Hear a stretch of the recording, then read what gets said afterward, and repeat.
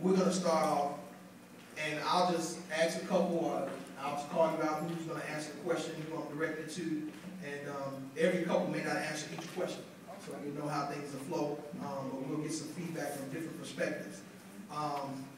We just found out we have at least over 100 years of marriage right here on this panel with 4 couples. And I would first like to address this to Velma and Allison.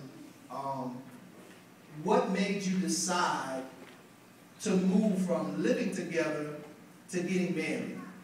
Because you lived together for 6 years. What provoked you? What grabbed you? What was going on in your relationship that you said, you know what, we want to take it to the next level and we want to make this commitment to be in covenant for the rest of our life? So, good. I like that question. Well, the wife spoke first and I'll speak second. What moved me to get married, I guess, was, you know, I guess at one point I was satisfied. I'm gonna be honest with you. I was satisfied with the way it was and what I had. Like most typical men are, you know, we were living together. But the wife, I guess she got to a point where she had enough. And I think, well, she wasn't my wife, she was my girlfriend at that time. And she got to a point where she had enough, and then she actually asked me would I marry her.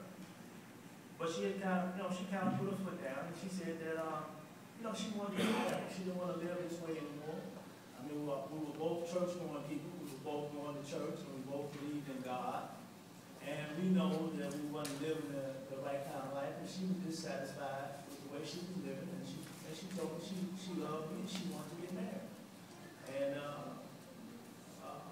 so at that point, I thought about it, and I decided that I loved her, and then I decided that we had children. You know, we had children, and I wanted to always be there for my children. You know, I wanted to raise my kids. I didn't want some other man raising my kids, and that was important to me. It was important. She was important to me, and my children was important to me. And so, and she just got to the point where she had enough, and she wanted to do the right thing, and I wanted to do the right thing by her, and I wanted to do the right thing by my kids. And I couldn't do the right thing by my kids if I didn't do the right thing by their mother. All right. That's good. So that's what pushed me down that path. Yeah. Come on, give it up. Yeah.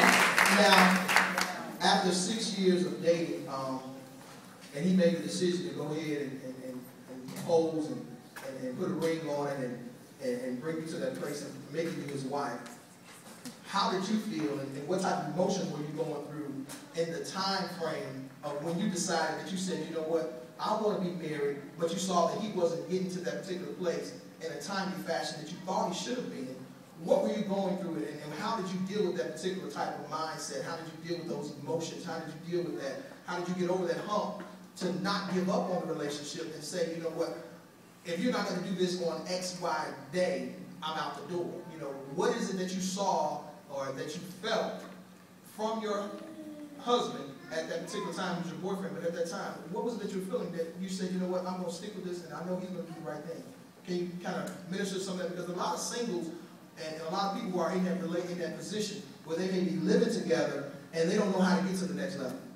They don't know how to step out and make that decision to say, you know what, I'm ready to commit. I'm ready to make this thing right in the eyesight of God. But not only that, I want to make it right in the eyesight of me and blessing my family. So, Sister Alice, can you address that over there? Yes, I can. I think my husband kind of tapped into it. We actually had a relationship with God. However, we were living in sin. And so I think the connection that we had to the church, to God, was the catalyst, if you will, that allowed me to be in that place, because I felt guilty, I felt bad, and a lot of times when we would travel, you know, going out of town, we would listen to spiritual music and stuff, and it would just kind of minister to me in a private spot where it would just be me and him in the car, or me and him and the kids. And so I think it was just, that we were connected to God, and I felt that we needed to do what was right, not only for children